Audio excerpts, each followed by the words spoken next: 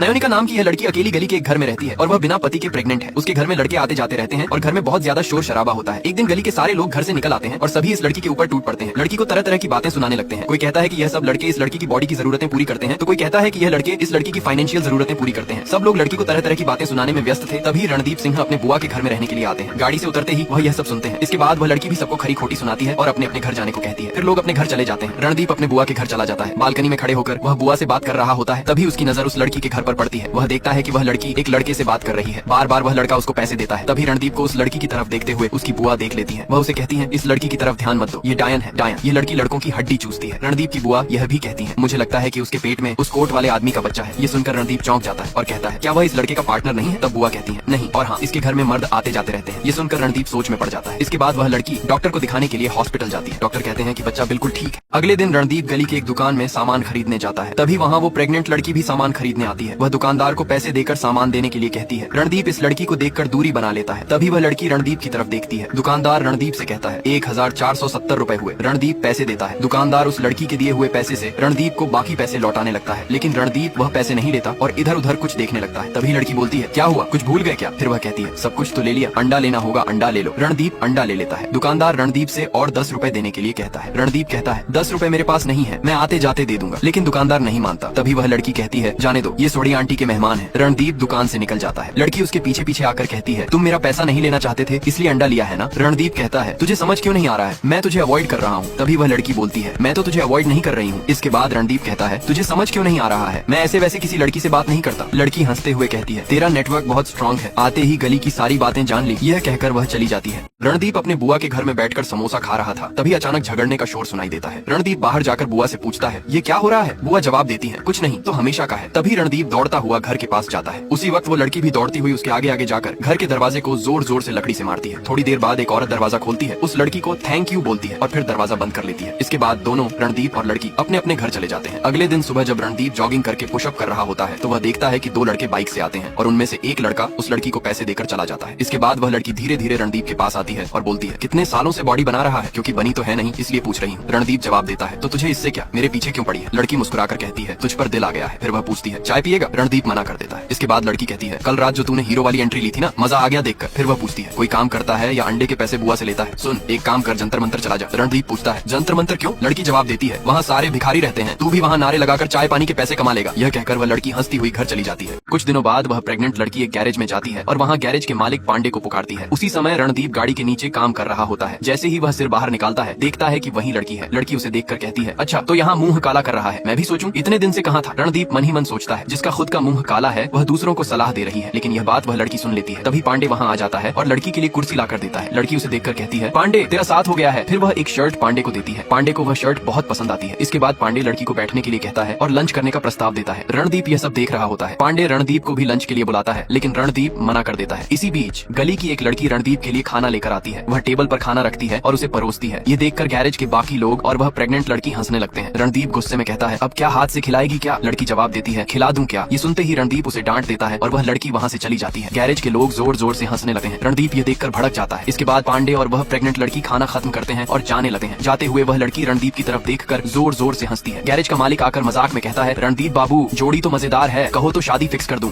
रणदीप एक कस्टमर की गाड़ी पिकअप करके गैराज ले जा रहा था। रास्ते में उसने देखा कि वो गर्भवती लड़की खड़ी है और गाड़ियों को हाथ से इशारा कर रही है, लेकिन कोई भी गाड़ी रुक नहीं रही। रणदीप उसकी ओर गया और पूछा, क्या हुआ? लेकिन लड़की कुछ नहीं बोली और चुपचाप उसकी गाड़ी में बैठ गई। उसने रणदीप से कहा, चलिए। कुछ देर बाद लड़की ने रणदीप से गाड़ी रोकने को कहा। जैसे ही गाड़ी रुकी, वह लड़की दौड़कर कहीं जाने लगी। रणदीप घबरा गया, लेकिन थोड़ी देर बाद वह लड़की हंसते हुए वापस आई और जूस पीने लगी। ये देखकर रणदीप ने पूछा, अभी तो तुम चिल्ला रही थी, अब क्या हुआ? लड़की ने जवाब दिया, मुझे बहुत जोर से सुसु आ रहा था। ये सुनकर रणदीप हैरानी से बोला, इसीलिए तुम इतनी जोर जोर से चिल्ला रही थी? मुझे लगा कि तुम ऊपर जाने वाली हो। इस पर लड़की मुस्कुराकर बोली, ऊपर नहीं, नीचे निकलने का समय आया था। फिर वह लड़की गाड़ी में बैठ गई और रणदीप से उसे उसके घर छोड़ने को कहा। रास्ते में लड़की ने कहा, इतना सड़ा हुआ चेहरा लेकर क्यों घूम रहे हो? तुमने अच्छा काम किया है, मुस्कुराओ। यह सुनकर रणदीप मुस्कुरा दिया। बात करते करते वे दोनों घर पहुंच गए। जैसे ही वे वहां पहुंचे, मोहल्ले की आंटियों ने दोनों को साथ देखा। लड़की गाड़ी का दरवाजा खोलने की कोशिश कर रही थी, लेकिन वह नहीं खुला। रणदीप नीचे उतरकर दरवाजा खोलने में मदद करता है। ये सब मोहल्ले की आंटियां रिकॉर्ड कर लेती हैं और वीडियो रणदीप की बुआ सौड़ी को भेज देती हैं। अगले दिन रणदीप गैरेज में काम कर रहा था, तभी वह प्रेग्नेंट लड़की एक गाड़ी लेकर आती है। वह गाड़ी से उतरकर सीधे रणदीप के पास आती है और आते ही उसकी चाय पीने लगती है। फिर वह लड़की रणदीप से कहती है एक और मंगा लो। तभी गैरेज का मालिक आता है और वह लड़की उससे कहती है गाड़ी लेकर आ गई। गैरेज का मालिक रणदीप से कहता है गाड़ी चेक करो मैडम, ये सेकंड हैंड गाड़ी लेने वाली है, हमारे रहते हुए अगर गाड़ी में कोई खराबी रह जाए तो ये हमारी नाकामी होगी। रणदीप उस लड़की से कहता है मैं ये काम नहीं करने वाला, किसी और से करवाओ। तभी वह लड़की कहती है क्यों, क्या तेरे हाथ में मेहंदी लगी है? रणदीप गुस्से में जवाब देता है मैं तेरे पाप के पैसों से खरीदी गई गाड़ी को हाथ नहीं लगाऊंगा। ये सुनकर लड़की गुस्से से अपने पेट की तरफ इशारा करके कहती है ये पाप की कमाई का पैसा नहीं है, ये इसकी बाप की कमाई का है। गैरेज का मालिक रणदीप से कहता है क्या हो गया, जल्दी देखो ना। रणदीप गुस्से में गाड़ी चेक करने के लिए जाता है और उसे ठीक करने लगता है। तभी लड़की रणदीप से कहती है तुझे पता है इसके पापा कौन है? रणदीप जवाब देता है मुझे नहीं पता और मुझे जानने का कोई शौक भी नहीं है। लड़की हंसते हुए कहती है पता है जरूरत आदमी से क्या क्या करवाती है। फिर वह हंसती है और वहाँ से चली जाती है। रात को जब रणदीप घर लौट रहा होता है तो वह लड़की के घर के सामने रुककर कुछ सोचता है। फिर वह गेट खोलकर अंदर जाने लगता है। यह सब रणदीप के बुआ देख रही होती है। रणदीप घर के दरवाजे पर जाकर घंटी बजाता है। अब वो लड़की बाहर निकलती है और बोलती है तू यहाँ क्यों, तेरा घर सामने है। तभी रणदीप बोलता है मुझे तुझसे एक बात करनी है। लड़की बोलती है क्या, प्रपोज करने वाला है क्या? रणदीप कहता है अंदर चल के बात करें। ये सुनते ही लड़की बोलती है अगर तुझे अपनी इज्जत बचानी है तो यहाँ पर ही बात करना ठीक रहेगा, अगर अंदर चला गया तो पब्लिक की नजर में हम दोनों के कपड़े उतर जाएंगे। इसके बाद रणदीप कहता है मुझे सिर्फ यह कहना था कि जो गाड़ी तू ले रही है मुझे लगता है कि 30 से 35 हजार और कम हो सकती है। ये कहकर वह जाने ही वाला होता है। तभी पलट कर बोलता है रहने दे, वो गाड़ी मत ले, कोई और गाड़ी देख वरना तुझे बहुत खर्चा करवाएगी। इसके बाद लड़की बोलती है इस हालत में मैं कहाँ जाऊँ और ढूंढूं? ये सुनकर रणदीप कहता है मैं ढूंढ दूंगा। तभी लड़की बोलती है सच में तू ढूंढ देगा? इसके बाद रणदीप अपने घर चला जाता है। घर पहुंचते ही उसकी बुआ बोली क्या कर रहा था तू वहाँ, तुम दोनों के बीच क्या चल रहा है? मैंने तुझे मना किया था ना इस डायन से दूर रहने के लिए। फिर बुआ ने कहा ये देख शिप्रा ने क्या भेजा है। वो वीडियो प्ले करके दिखाती है और इससे पहले कि रणदीप कुछ कहे बुआ गुस्से में बोल उठती है चुप कर, तुम दोनों एक साथ गाड़ी में थे, मैं अपने भाई को क्या जवाब दूंगी? रणदीप जवाब देता है क्या हो गया बुआ, आप एक काम करो, एक न्यूज चैनल ज्वाइन कर लो, वहाँ आपके जैसे ड्रामों की बहुत जरूरत पड़ती है और अगर आप वहाँ ड्रामा करोगी तो टीआरपी की बारिश होगी। ये सुनते ही बुआ गुस्से में उसे थप्पड़ मार देती है। रणदीप नाराज होकर छत पर जाकर अकेला बैठ जाता है और उदास हो जाता है। कुछ देर बाद बुआ चाय लेकर आती हैं और कहती हैं गुस्सा छोड़ दे और ये लो चाय पी ले। रणदीप खड़ा होकर चाय पीने ही वाला होता है कि तभी देखता है वो लड़की कपड़े उठाते हुए गिर जाती है। ये देखते ही रणदीप दौड़ता हुआ उसकी तरफ चला जाता है और लड़की को उठाकर अस्पताल ले जाता है। होश आने के बाद डॉक्टर लड़की से कहती है आपको जिसने यहाँ लाकर भर्ती किया उसे धन्यवाद कहिए। लड़की पूछती है कौन? डॉक्टर इशारा करते हैं तो लड़की रणदीप को देखकर चौंक जाती है और कहती है अच्छा तू लाया? रणदीप मुस्कुराते हुए कहता है तो और कौन लाता? ये सुनकर लड़की कहती है पूरे मोहल्ले में सिर्फ तुझमें ही हिम्मत है मुझे यहाँ तक लाने की, मुझे लगता है कि हमारे बीच कोई कनेक्शन है। रणदीप थोड़ा चौंक कर पूछता है क्या? लड़की हंसते हुए कहती है कनेक्शन इस जन्म का नहीं तो पिछले जन्म का जरूर होगा। इसके बाद रणदीप कहता है मुझे नहीं पता, तू नंबर दे। लड़की पूछती है किसका? रणदीप जवाब देता है और किसका? तेरे बॉयफ्रेंड का, मुझे भी तो घर जाना है। लड़की मुस्कुराते हुए कहती है किसका? मेरे पास तो बहुत सारे हैं। ये सुनते ही रणदीप कहता है तुझे शर्म नहीं आती? लड़की जवाब देती है शर्म क्यों आएगी, मोहल्ले वाले जो कहते हैं वही कहा और तू भी यही मानता है। रणदीप गुस्से में कहता है मैं कुछ नहीं मानता, तू अपने बॉयफ्रेंड का नाम बता। लड़की फिर हंसकर कहती है किसका? इसके बाप का। ये सुनते ही रणदीप झुंझला कर कहता है तू बात को क्यों घुमा रही है, इसका बाप और तेरा बॉयफ्रेंड तो सेम होगा ना। लड़की जवाब देती है इसका बाप मेरा बॉयफ्रेंड नहीं है। रणदीप गुस्से में कहता है तू मुझे बेवकूफ समझती है? लड़की हंसकर कहती है समझती नहीं, तू है। उसके बाद लड़की गंभीर होकर बोलती है मैं बच्चों को जन्म देती हूँ लेकिन अपने लिए नहीं, दूसरों के लिए, मैं एक सरोगेट मदर हूँ, रहने दे, तुझे समझ में नहीं आएगा। रणदीप थोड़ा सोचते हुए कहता है क्यों समझ में नहीं आएगा? लड़की कहती है अच्छा ठीक है तो बता तुझे क्या समझ में आया। रणदीप उल्टी सीधी बातें करने लगता है। तभी डॉक्टर आ जाती है। डॉक्टर और लड़की रणदीप की बातों पर हंसने लगती है। उन्हें हंसता देखकर रणदीप उन दोनों पर भड़क जाता है। डॉक्टर मुस्कुराते हुए कहती है तुम रात में लड़की के साथ रहने वाले हो? लड़की भी हंसते हुए कहती है हाँ बिल्कुल। उसके बाद डॉक्टर गुड नाइट कहकर चली जाती है और लड़की हंसते हुए रणदीप से कहती है तू पागल है। इसके बाद रणदीप बोलता है अच्छा मैं बुआ को कॉल करके आता हूँ कहकर बाहर चला जाता है। इसके बाद लड़की हंसते हुए सो जाती है। रणदीप वापस आकर देखता है कि वह सो चुकी है। सुबह लड़की नींद से उठती है और देखती है कि रणदीप पास में बैठा बैठा सो रहा है। वह उसे उठाती है। इसके बाद रणदीप लड़की से बोलता है चाय पीनी है, मैं बाहर से ले आता हूँ, हॉस्पिटल की चाय में बहुत बदबू आती है। लड़की कहती है डिस्चार्ज के बारे में भी पता कर लेना, बहुत डिलीवरी करनी है। ये सुनकर रणदीप कहता है बच्चों की? लड़की हंसते हुए कहती है नहीं बुद्धू, कपड़ों की, मैं दर्जी हूँ, बड़े बड़े डिजाइनरों की फर्स्ट कॉपी बनाती हूँ, लाखों के कपड़े ग्राहकों को हजारों में देती हूँ। ये सुनकर रणदीप बोलता है अच्छा तेरे घर में जो लोग आते हैं वे अमीर लोग होते होंगे। फिर वह मजाक में कहता है अच्छा तू मुझे एक एलवी की जैकेट बना देगी? लड़की मुस्कुराते हुए कहती है हाँ बना दूंगी, पहले जाकर डिस्चार्ज की जानकारी ले आ।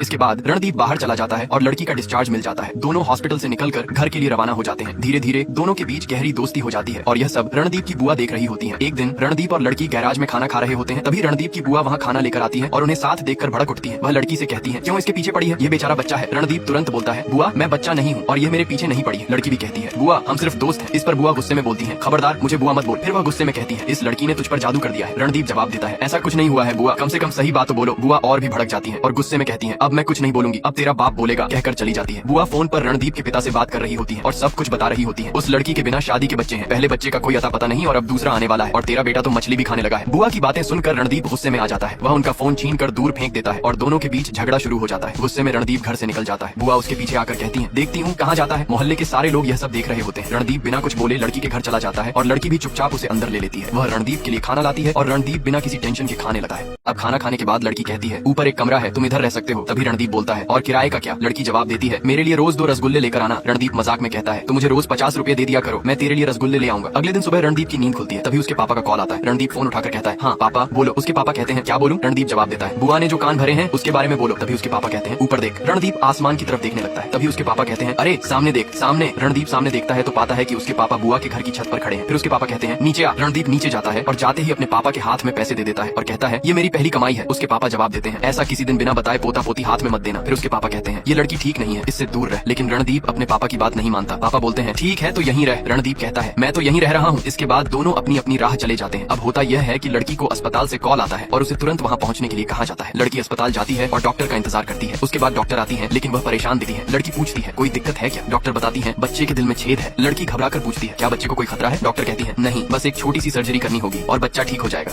अब डॉक्टर आगे बताती हैं जिसके लिए वह लड़की बच्चे को जन्म दे रही है वह लड़का इस बच्चे को इस हालत में अपनाने के लिए राजी नहीं है। लेकिन घबराने की जरूरत नहीं है, बच्चे की जिम्मेदारी अस्पताल की होगी। लड़की अस्पताल से निकलकर घर लौटती है लेकिन वह बहुत उदास होती है। रणदीप के पापा छत से उसे देखते हैं और तुरंत रणदीप को फोन करके कहते हैं तेरी यह लड़की उदास होकर घर आई है, जल्दी आ। रणदीप दौड़कर लड़की के पास आता है और अधीर होकर पूछता है क्या हुआ? लड़की जवाब देती है कुछ नहीं। इस पर रणदीप कहता है पापा ने कॉल करके बताया था कि तू बहुत परेशान लग रही थी और तू आज हॉस्पिटल भी गई थी, वहाँ कुछ हुआ क्या? तभी लड़की धीरे से कहती है डॉक्टर ने बताया कि कॉम्प्लिकेशन है, बच्चे के दिल में होल है और जिस शख्स के लिए मैंने ये बच्चा पैदा किया उसने इसे अपनाने से इनकार कर दिया। रणदीप गुस्से में बोलता है कैसे मना कर सकता है, आदमी है कि जानवर? लड़की कहती है टेंशन लेने की जरूरत नहीं है, हॉस्पिटल वाले सब अरेंजमेंट कर लेंगे और अगर वह नहीं अपनाएगा तो कोई और अडॉप्ट कर लेगा। ये सुनकर रणदीप टेंशन में आ जाता है और चिंता से पूछता है तू ठीक है? लड़की हल्का सा मुस्कुराकर जवाब देती है हाँ मुझे क्या होगा। फिर लड़की रणदीप से कहती है तुझे जाना है ना काम पर और रात में खाना खाएगा? रणदीप जवाब देता है हाँ खाऊंगा ना। ये कहकर वह गैराज चला जाता है। देर रात तक रणदीप गैराज में काम कर रहा होता है। तभी गैराज का मालिक आता है और उसे पुकार कर अपने पास बिठा लेता है। वह पूछता है क्या हुआ, झगड़ा हो गया क्या या फिर नयन ने लात मार के घर से निकाल दिया? गैराज के मालिक से ये सब सुनने के बाद रणदीप भारी मन से कहता है तुझे पता है ना क्या हुआ? फिर वह आगे बोलता है बंदा कभी कभी इतना मजबूर हो जाता है कि चाहकर भी कुछ कर नहीं पाता। गैराज का मालिक गंभीर होकर कहता है समझ सकता हूँ। रणदीप निराशा से सिर हिलाकर कहता है नहीं समझ सकता। और तू क्या? कोई भी नहीं समझ सकता, जिस इंसान पर बीती है सिर्फ वही समझ सकता है। इसके बाद गैराज का मालिक पांडे कहता है बस साथ रहना ही बहुत होता है, कुछ करने की जरूरत नहीं होती, इस अंधेरे में किसी के लिए रोशनी बनकर रहना ही काफी है और मैं तुझे ओवर टाइम नहीं करने दूंगा, जा घर चला जा। रणदीप घर लौटा है। जब वह अंदर आता है तो देखता है कि टेबल पर खाना रखा हुआ है। तभी उसे रोने की आवाज सुनाई देती है। वह जाकर देखता है कि एक लड़की सोते हुए रो रही है। ये देखकर रणदीप उदास हो जाता है। इसके बाद रणदीप लड़की के पास जाकर बड़बड़ाने लगता है। अगले दिन सुबह लड़की उदास होकर बैठी होती है। तभी रणदीप आता है और उसे हंसाने की कोशिश करता है। उधर रणदीप के पापा सुबह उठकर बालकनी में खड़े होकर लड़की के घर की तरफ देख रहे होते हैं। तभी उनकी बुआ आकर कहती है तुझे भी उधर जाना है क्या? कहकर उन्हें घर के अंदर भेज देती है। उधर रणदीप लड़की को दोबारा हंसाने की कोशिश करता है लेकिन लड़की हंसती नहीं है। इसके बाद रणदीप बाहर निकलता है। जैसे ही वह बाहर आता है 2 लड़के रणदीप और लड़की के बारे में बुरा भला कहने लगते हैं। रणदीप गुस्से में आकर उन लड़कों से मारपीट करने लगता है। इस झगड़े की वजह से मोहल्ले के सारे लोग इकट्ठा हो जाते हैं। रणदीप जितने भी आसपास लोग होते हैं उन सबको बुलाता है और लड़की के बारे में बताने लगता है।